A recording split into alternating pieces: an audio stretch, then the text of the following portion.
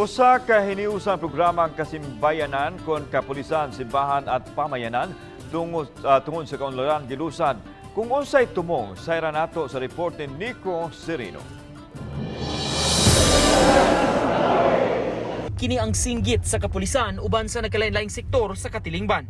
Nagsilbi kining singgit isip pagpalanog alang sa tunhay nga pagpadagan sa kapulisan sa nasod.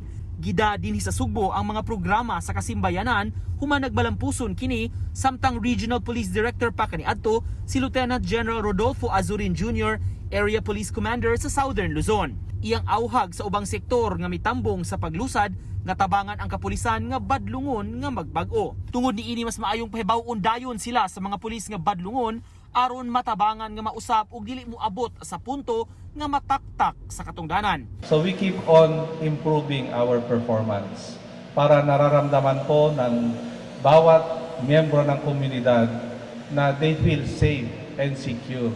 Gihangop ni Mandawi City Mayor Jonas Cortez ang programa sa kapulisan. After we join this program, each and every one of us will learn that we are, what I've said, that we are part of the club.